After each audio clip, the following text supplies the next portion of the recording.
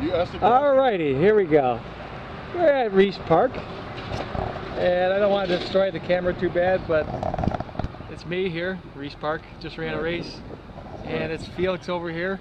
He just ran he did the 2.4 mile race on the sidewalk. Yeah. And the purpose of this interview is not to talk about running this week, as this is going to be on YouTube. We're not going to talk about running, but what we're going to talk about is kids and their relationship towards parents. And do you have any advice for kids these days on how to treat their parents? Well, the way I grew up, when I was growing up in the 1960s, I respected my mother.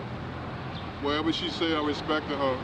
Cause my mother go out day and night working just to put food on the table and clothes on my back.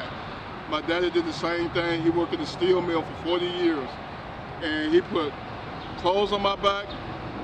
He made sure he paid for my school. He made sure I was in school, get my education. I think that's a real important, especially for the young people that gotta get an education. Well, education, you ain't gonna make it.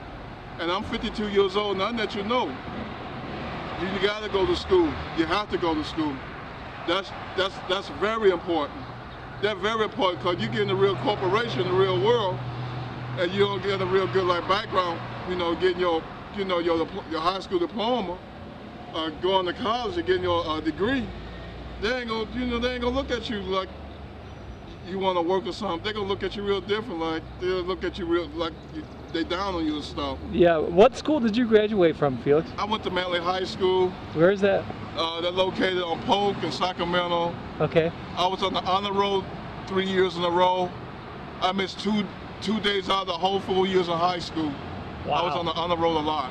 And it was real hard. In them days it was real hard because it was real cold. One day I went to school. Excuse me. I went to school. It was 20 below zero.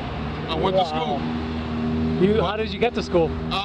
Most of the time I took the bus. Okay. I took the Roosevelt bus and I walked down to the school.